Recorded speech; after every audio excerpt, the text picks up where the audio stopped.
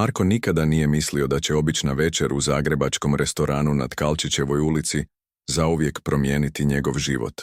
Sjedio je sa svojom 8-godišnjom kćerkom Anom za stolom pokraj prozora, promatrajući kako prosječki snijeg prekriva kamenite ulice, kada je primijetio ženu za šankom. Nije bio njen izgled ono što je privuklo njegovu pozornost, bila je to očaj u njezinim očima i način na koji je svakih nekoliko sekundi pogledala prema izlaznim vratima, kao da planira bijeg. Muškarac pokraj nje stezao je njezin zglob tako snažno da je Marko vidio bijele tragove na njezinoj koži. U tom trenutku shvatio je da svjedoči nečemu što ne može ignorirati. Njegov očinski instinkt vikao je da ta žena treba pomoć, ali nije imao pojma da će njegov sljedeći potez pokrenuti lanac događaja, koji će razotkriti istinu o organiziranom nasilju i primorati ga da bira između vlastite sigurnosti i spašavanja neznanke. Zagrebačka prosinac 2024. godine bila je nemilosrdna. Snijeg je padao neprekidno 3 dana, pretvarajući ulice u zaleđene zamke, a temperature su pale ispod -10 stupnjeva. Restoran Kod Stare Lipe širio je toplinu i svjetlost lampica, pružajući utočište onima koji su bježali od hladnoće noći. Marko Horvat, 35-godišnji inženjer iz Dubrave, sjeo je za stol broj 12 sa svojom kćerkom Anom. Bio je to njihov mjesečni ritual. Večera izvan kuće, samo njih dvoje, pokušaj izgradnje normalnosti nakon razvoda koji se završio prije godinu dana. Ana, 8-godišnja plavuša s majčinim očima, pojela je štrukle s apetitom djeteta, koje se ne mora brinuti o problemima odraslih. Marko je mehanički promatrao salu restorana, a misli su mu lutale između izvještaja koji je morao završiti do ponedjeljka i planova za vikend s kćerkom. Tada se njegov pogled zaustavio na ženi za šankom. Imala je oko 25 godina, kratku tamnu kosu i nosila je crnu haljinu koja je djelovala previše elegantno za običnu večeru. Ali nije njena odjeća privukla Markovu pozornost. Bio je to način na koji je sjedila. Njezina leđa bila su napeta kao žica, ramena podignuta u obrambenom stavu, a oči su neprestano skenirale prostoriju. Svakih nekoliko sekundi njezin pogled je lutao prema glavnim vratima, zatim prema sigurnosnom izlazu pokraj kuhinje, kao da mentalno planira rutu bijega. Muškarac pokraj nje bio je njezina suprotnost, opušten, siguran, širokih ramena i sa zlatnim satom koji je blistao u svjetlu lampe. Njegova lijeva ruka počivala je na njezinom koljenu, ali Marko je primijetio da to nije bio nježan gest. Muškarčevi prsti bili su napeti, stezali su materijal njezine haljine snagom koja je sugerirala kontrolu, a ne nježnost. Ana je govorila nešto o svojoj učiteljici matematike, ali Marko je čuo samo šum. Njegova pozornost bila je potpuno usmjerena na scenu za šankom. Žena je pokušala ustati, očito se usmjerivši prema toaletu, ali muškarac je uhvatio njezin zglob. Pokret je bio brz, diskretan, ali Marko je jasno vidio bijele tragove koji su se pojavili na njezinoj koži pod pritiskom njegovih prstiju. U tom trenutku žena je pogledala u njegovu stranu. Njihovi su se pogledi sreli na djelić sekunde, ali to je bilo dovoljno. Marko je u njezinom pogledu vidio nešto što je odmah prepoznao. Nemoć pomiješanu s očajničkom nadom. Bio je to pogled koji je govorio: molim te, primijeti me, molim te, pomozi mi. Njegovo srce počelo je ubrzano kucati. Kao otac, kao muškarac, kao čovjek, znao je da ne može odvratiti pogled i pretvarati se da ništa ne vidi. Ali što je mogao učiniti? Bio je s kćerkom, na javnom mjestu, nije poznavao kontekst situacije. Možda se vara, možda je to bila samo svađa između para, ali instinkt je vikao drugačije. Isti onaj instinkt koji ga je svaku noć budila kada Ana zakašlje, isti koji ga je tjerao da 2 put provjeri brave prije spavanja. Instinkt koji mu je govorio da je ta žena u opasnosti. Muškarac za šankom nagnuo se bliže ženi i šapnuo joj nešto u uho. Marko je vidio kako se njezino tijelo još više ukočilo, kako se njezin dah ubrzao. Zatim je muškarac ustao, još uvijek držeći njezin zglob, i počeo je voditi prema izlazu. Žena je ponovno pogledala prema Marku. Ovaj put u njezinim očima bila je čista panika. Tata, sve u redu? Anin glas prekinuo je njegovu koncentraciju. Marko je pogledao kćerku, zatim ponovno na par koji se usmjerio prema izlazu. Za nekoliko sekunda bit će vani, u hladnoj zagrebačkoj noći, i zauvijek će ih izgubiti iz vida. Ako se vara, napravit će od sebe budalu. Ako se ne vara, donio je odluku. Marko je ustao tako brzo da se stolica za njim zanjihala. Srce mu je kucalo tako glasno da je imao dojam da cijeli restoran to mora čuti. Ana ga je gledala s čuđenjem, njezina vilica zavješena u zraku s njokima nabodenim na vrhu. Zlato, ostani ovdje malo, odmah se vraćam, rekao je pokušavajući zadržati miran ton, iako je u njemu prevrao koktel adrenalina i straha. Ne čekajući odgovor, krenuo je prema izlazu. Par je već bio kod vrata. Muškarac je pomagao ženi obući kaput, ali njegove ruke bile su svugdje, na njezinim ramenima, oko struka, na leđima. Naizgled brižni pokreti, ali Marko je vidio napetost u njezinom tijelu, način na koji je pokušavala zadržati razmak. Kada je stigao do garderobe, čuo je dijelove njihovog razgovora. Rekao sam ti da ne radiš scene. Oprosti, ja samo... Kod kuće ćemo to raspraviti. Muškarčev ton bio je tih, ali pun prijetnje. Žena je govorila još tiše, njezin glas je drhtao. Marko se pretvarao da traži svoj kaput u garderobi, dovodeći se u doseg njihova pogleda. Kada ga je žena primijetila, njezine oči su se neznatno proširile. Bio je to suptilan signal, ali dovoljan. Molila ga je pogledom. Muškarac ga je također primijetio. Bio je viši od Marka, šire građe, s bradom koja mu je davala prijeteći izgled. Njegove oči bile su tamne, hladne, procjenjujuće. Marko se osjećao kao antilopa pod pogledom lava. Oprostite, rekao je Marko obraćajući se ženi. Zar se ne poznajemo? Čini mi se da radite u zgradi pokraj mog ureda na Savskoj cesti. To je bila laž, ali trebao je izgovor za početak razgovora. Žena ga je pogledala s iznenađenjem, zatim na muškarca pokraj nje. Na trenutak je zavladala tišina tako gusta da je Marko čuo kucanje vlastitog srca. Ne mislim, odgovorila je tiho, ali u njezinom glasu bila je nota zahvalnosti. Muškarac se prisunuo bliže njoj, njegova ruka sklizila joj je na leđa u gestu koji je mogao izgledati nježno, ali Marko je vidio pritisak njegovih prstiju. Bilo je lijepo, ali moramo ići, rekao je muškarac. Njegov glas bio je gladak, ali u očima je plamtila prijetnja. Upravo tada Marko je primijetio detalj koji je učinio da mu se krv smrzne u žilama. Na unutrašnjoj strani ženinog zgloba, tamo gdje se rukav kapuca podigao, vidjele su se svježe modrice. Nisu to bile slučajne modrice, bile su previše pravilne, previše namjerne.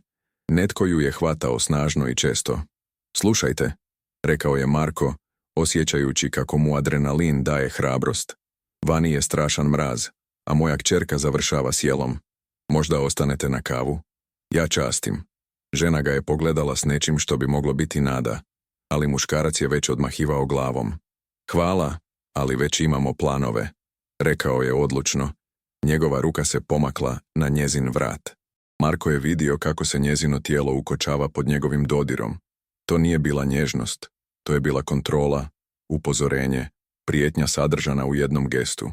Tada je, ku iznenađenju svih, progovorila Ana. Stigla je do izlaza i sada je stajala pokraj oca, držeći u ruci njegov kaput. Tata, zaboravio si kaput, rekla je gledajući s dječjom izravnošću par. Zatim je dodala, ta gospođa izgleda vrlo tužno. Iz usta 8-godišnjeg djeteta te riječi zabzmijale su kao bomba. Tišina je postala nepodnošljiva. Muškarac je gledao dijete s iritacijom, žena s očajem, a Marko je osjećao kako mu situacija izmliče kontroli. Dijete je u pravu, rekao je Marko koristeći se zbunom. Izgledate kao da trebate pomoć. Riječi su visjele u zraku kao optužba. Muškarac je napravio korak prema Marku, njegova drži postala je agresivna. Ne znam na što mislite, ali predlažem da se pozabavite vlastitom obitelji. Prijetnja je bila jasna, ali Marko je već donio odluku. Nije se mogao povući, ne sada, kada je vidio strah u očima te žene. Ne kada ga je njegova kćerka gledala, učeći kako biti čovjek. U pravu ste, rekao je mirno. Zato upravo razumijem koliko je važno paziti na sigurnost žena. Atmosfera se zgustila do krajnjih granica. Konobari su počeli gledati u njihovu stranu, Drugi gosti okretali su glave. Marko je znao da je prešao točku s koje nema povratka. Žena je iskoristila napetost trenutka da šapne tako tiho da je samo on mogao čuti. Molim, jedna riječ, jedan slog, ali sadržavao je sav njezin očaj. Situacija je eskalirala brzinom lavine. Muškarac kod žene, Marko mu je u mislima dao ime Luka, jer je izgledao kao netko tko nosi takvo ime. Napravio je još jedan korak prema njemu. Razlika u visini bila je značajna. Luka je nadvisivao Marka za najmanje 10 centimetara i bio je građen kao netko tko provodi više vremena u teretani nego u uredu. Gospodine, Luka je snizio glas do prijetećeg šapata. Savjetujem vam da se ne miješate u tuđe poslove. Ne znate s kim imate posla. Marko je osjetio kako mu se znoj spušta niz čelo unatoč hladnoći. Instinkt samoodbrane vikao mu je da se povuče, ispriča, uzme Anu i ode. Ali kada je pogledao ženu, vidio je suze koje su se skupljale u kutovima njezinih očiju. Suze koje je pokušavala zadržati, ali koje su govorile više od 1000 riječi. Ana, rekao je kćerki ne skidajući pogled s Luk, idi do gospođe konobarice i zatraži račun. Reci da ću odmah doći. Osmogodišnjakinja je osjetila napetost u zraku. Njezina dječja intuicija govorila joj je da se događa nešto loše, ali je poslušno otišla prema šanku. Koristeći se trenutkom kada je Luka gledao za djetetom, Marko je brzo izvukao telefon i napravio diskretan snimka para. Žena je bila u kadru iz profila. Njezino lice je djelomično skriveno, ali modrice na zglobu bile su jasno vidljive. Što radite? Luka se munja brzo okrenuo, njegov glas sada pun bijesa. Ništa posebno. Marko je sakrio telefon u džep. Samo dokumentiram ovaj prekrasan večer. Prijetnja je bila suptilna, ali čitljiva. Ako se nešto dogodi, imat će dokaz. Luka je to odmah shvatio. Njegovo lice se stvrdlo, čeljust se stisnula, a u očima je zaplanuo gnjev. U tom trenutku žena je progovorila prvi put u nekoliko minuta. Možda stvarno ostanemo na kavu, Luka. Umorna sam. Čuti njegovo pravo ime bilo je kao kanta hladne vode. Marko je bio u pravu oko imena. Ali ono što je bilo važnije, to je način na koji je žena to izgovorila. Nije bilo nježnosti para, bio je očaj nekoga tko pokušava dobiti vrijeme. Luka ju je pogledao s bijesom koji je bio zastrašujući u svojoj intenziteti. Milica, rekao sam već, imamo planove.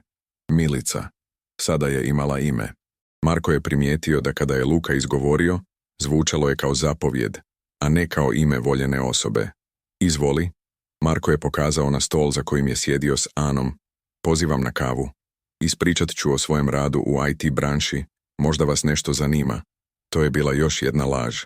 Radio je u građevinarstvu, ali nadao se da će razgovor dati Milici priliku da procijeni situaciju i eventualno zatraži pomoć. Luka je sada bio očito bijesan.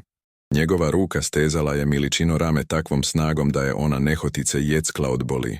Dosta, rekao je kroz stisnute zube. Milica, idemo, sada. Ali Milica, kao da je crpila hrabrost iz Markove prisutnosti, odmahnula je glavom. Želim ostati na kavu, rekla je. Njezin glas bio je tih, ali odlučan. To je bio prvi otvoreni odbijanje koji je Marko čuo iz njezinih usta. Učinak je bio trenutan i zastrašujući. Luka ju je uhvatio za oba ramena i privukao k sebi tako nasilno da se zanjihala na nogama. Slušaj me pažljivo, šapnuo joj je u uho, ali dovoljno glasno da Marko čuje. Ako ne pođeš sa mnom sada, žalit ćeš do kraja života. Marko je osjetio kako mu se dlake dižu na vratu. To više nije bila diskretno nasilje u kući. To je bila otvorena prijetnja na javnom mjestu. Pogledao je po restoranu. Konobari su se pretvarali da su zauzeti.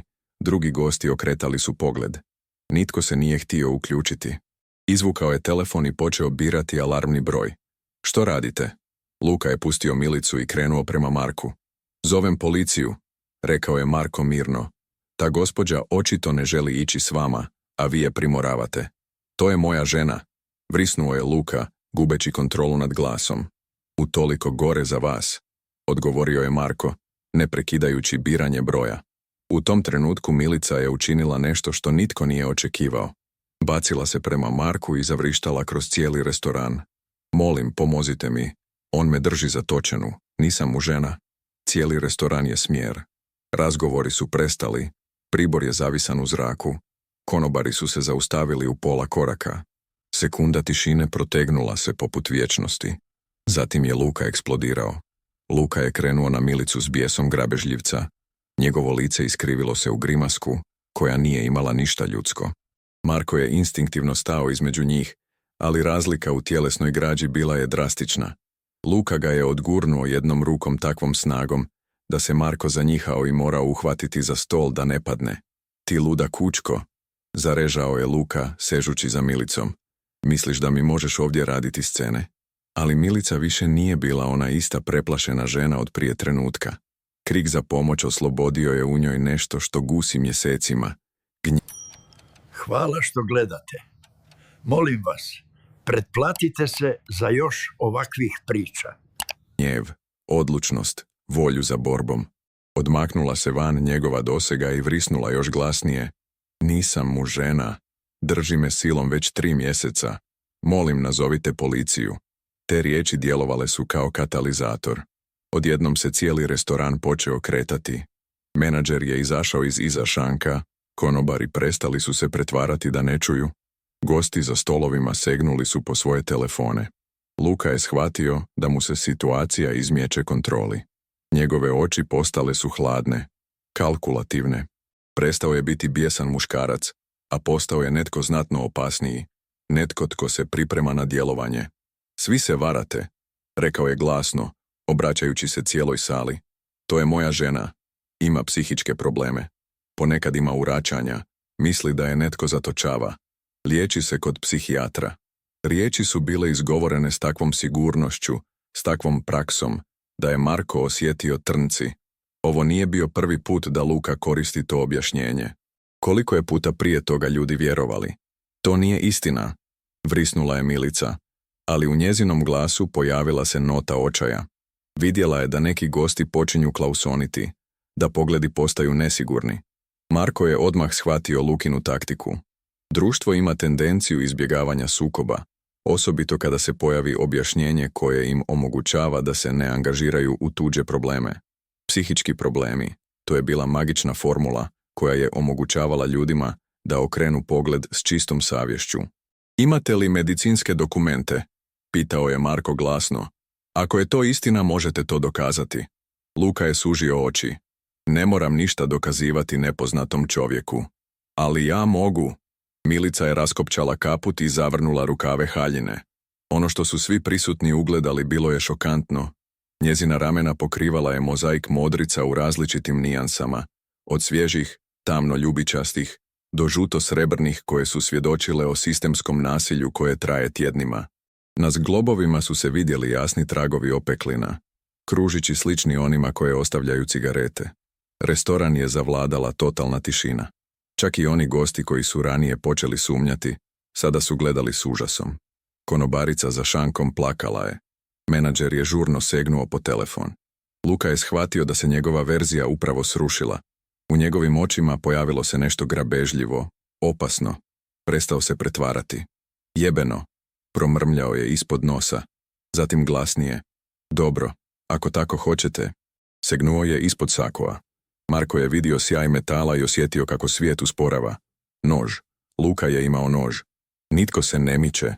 Zaurlio je Luka, izvlačeći oružje. Milica, idemo odavde. Sada.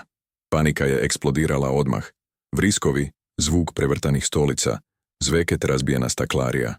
Ljudi su se bacali prema izlazima, gazili jedni druge. Menadžer restorana vrisnuo je u kuhinju da zatvore stražnji izlaz. Ali u cijelom tom kaosu, Marko je imao samo jednu misao. Ana. Gdje je bila njegova kćerka? Goroškovo se osvrnuo i vidio je za šankom. Čučala iza visokog stola, drhtala od straha. Konobarica ju je pokušavala zaštititi svojim tijelom, ali bilo je vidljivo da i sama prestrašena. Luka je držao nož uprno u smjeru Milice, koja je stajala nepomično, sa suzama što su joj tekle niz obraze. Mislila si da me možeš posramiti? Siktao je. Mislila si da možeš pobjeći? Pusti je, rekao je Marko, čineći oprezan korak u njihovu smjeru. Šuti! Luka se okrenuo prema njemu, nož je blistao u svjetlu lampe. Ovo je tvoja krivnja, da se nisi miješao, ništa se ne bi dogodilo. Marko je začuo sirene policije iz daljine. Netko je stigo nazvati. Ali hoće li stići na vrijeme? Slušaj, rekao je mirno, dižući ruke u znak mira. Pusti je i izađi. Nitko te neće zaustaviti. Još imaš priliku. Luka ga je pogledao s prezirom. Misliš da sam glup? Misliš da ne znam da je ovo već kraj? Zatim se dogodilo nešto što Marko neće nikada zaboraviti. Milica mu je pogledala pravo u oči i šapnula, hvala, i tada se bacila na Luku. Sudar je bio brutalan i kaotičan. Milica, iako znatno manja od Luke, udarila ga je punom snagom očaja. Njezina ruka pogodila ga je u trbuh, čineći da se zanjihao i na trenutak izgubio ravnotežu. Nož je blistao u zraku, ali njegov pokret bio je poremosmetaren. Marko se nije razmišljao ni sekundu. Bacio se u njihovu stranu, vođen ne razumom već čistim instinktom. Sve što je imalo značenje bilo je to da se njegova kćerka nalazi u istoj prostoriji kao čovjek s nožem, a da druga osoba treba pomoć. Udario je Luku sa strane, svojom rukom ciljajući na njegovu šaku s oružjem. Čuo je praska razbijene staklarija, jedan od njih je srušio lampu na stolu i osjetio je oštar bol u rebrima kada ga je Luka instinktivno pogodio laktom. Nekoliko sekundi vladao je kaos. Luka je psovao, pokušavajući vratiti kontrolu nad nožem. Milica je vrištala, pokušavajući doći do njegove druge ruke, a Marko je radio sve da ne dopusti da se oružje približi nikome. Ana, ostani tamo, vikao je kćerki, vidjevši krajičnijem oka da se djevojčica pokušava podići. Konačno mu je uspio uhvatiti Lukin zglob i pritisnuti ga na tlu. Muškarac je bio jači, ali Marko je imao prednost pozicije i adrenalina. Nož je škrgutao u stisnutoj šaci, ali se nije mogao osloboditi. Puštaj, režao je Luka, pokušavajući ribati Marka u trbuh. Niti slučajno, odgovorio je Marko, ulagajući svu svoju težinu u držanje agresora. Milica je iskoristila trenutak i udarila Luku u rebra punom snagom. Njezina cipela na petu pogodila ga je točno ispod prsne kosti, čineći da mu se dah izvio iz pluća u zastrašujućem švižduku. Šaka s nožem opustila se bezmoćno.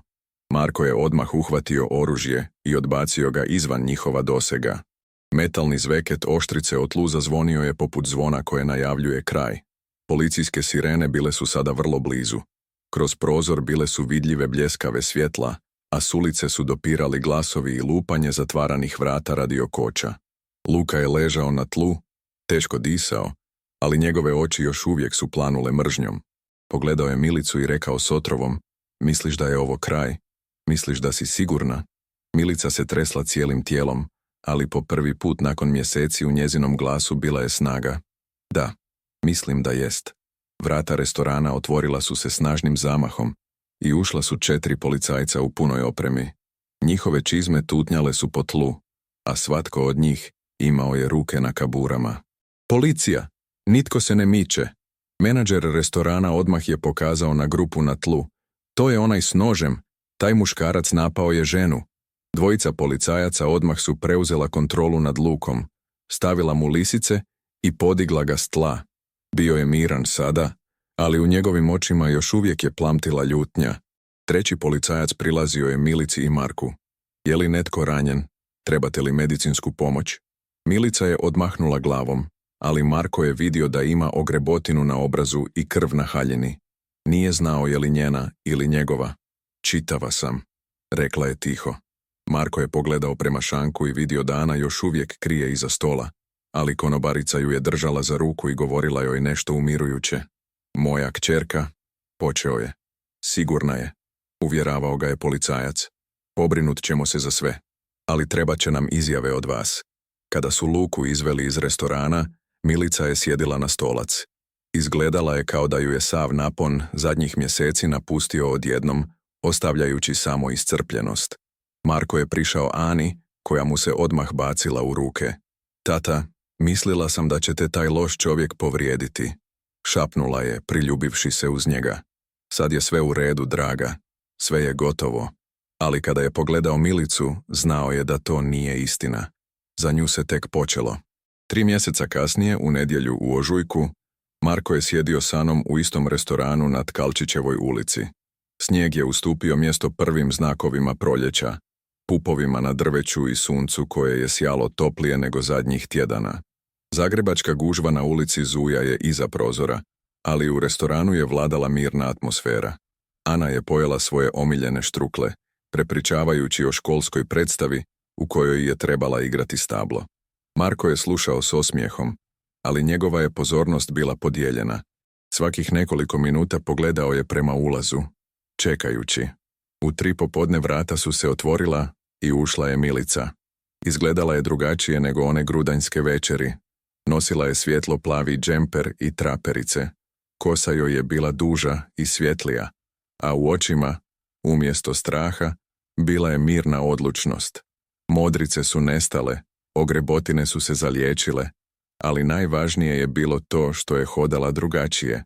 Sigurno, s podignutom glavom. Oprosti što kasnim, rekla je Sjedaru iza njihov stol. Autobus se kašnio. Nema problema, odgovorio je Marko. Kako se osjećaš? Bolje, svakidenje bolje. Ana je pogledala na nju s dječjom izravnošću. To je gospođa kojoj smo pomogli, zar ne tata? Milica se osmijesnula djevojčici. Prvi pravi osmijeh koji je Marko od nje vidio. Da, to sam ja. I Meget ti hvala na tome što si rekla one večeri. Tvoja hrabrost mi je pomogla. Ana je hihotala, zadovoljna pohvalom.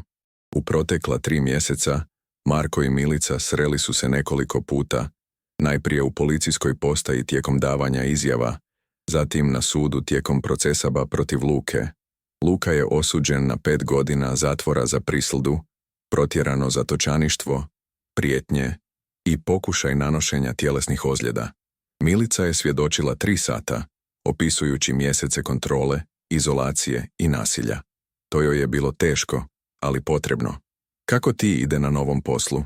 Pitao je Marko. Izvrsno. Kolege su ljubazni, šef je pošten. Takav osjećaj, raditi jer želim, a ne jer moram skrivati modrice. Milica je dobila posao u maloj računovodstvenoj tvrtki u Zagrebu. Vlasnica, koju je upoznala u Centru za pomoć žrtvama obiteljskog nasilja, ponudila joj je ne samo posao, već i mentorstvo i podršku. A stan? Također dobro. Malen, ali moj. Po prvi put za godinama imam vlastite ključeve. Razgovarali su sat vremena o svakodnevnim stvarima, poslu, planovima za proljeće, knjigama koje čitaju. Ana je dokrljala nešto u svojem bloku, ponekad se uključujući u razgovor s pitanjima o svemu i ničemu. Kada je došlo vrijeme rastanka, Milica se okrenula prema Marku. Znaš da nije bilo tebe te večeri, možda nikada ne bih našla hrabrost. Našla bi, odgovorio je. Samo ti je trebao netko tko će te vidjeti. Ali vidio si. I nisi okrenuo pogled. To se rijetko događa. Marko je pomislio na tu večer, na trenutak kada je morao birati između vlastite sigurnosti i pomaganja neznanoj osobi. Na Anu koja je svojom dječjom izravnošću rekla istinu koju su odrasli voljeli ne primijetiti. Nadam se da kad Ana odraste, također neće okretati pogled, rekao je. Milica je pogledala djevojčicu s nježnošću. Mislim da neće. Ima dobrog učitelja. Kada je odlazila, Marko je pomislio o tome koliko toga ovisi o pojedinačnim odlukama, o trenucima u kojima možemo birati između pretvaranja, da ne vidimo ništa i djelovanja. O tome da pomoć ponekad jest jednostavno u tome da primijetimo nekoga tko treba podršku. Iza prozora Zagreb je živio svojim ritmom. Ljudi su prolazili ulicama, svatko sa svojim problemima, radostima, tajnama. Neki od njih upravo u ovom trenutku trebali su pomoć. Marko je sanjao o svijetu u kojem će više ljudi imati hrabrost primijetiti, pogledati, pružiti ruku. Ana je podigla pogled s crteža. Tata, hoćemo li se još vidjeti s tom gospodom? Mislim da hoćemo, draga. Mislim da ćemo se viđati. A i dok je sunce zalazilo nad zimskim Zagrebom, Marko je znao da neki priče nemaju kraj, imaju samo nove počeće.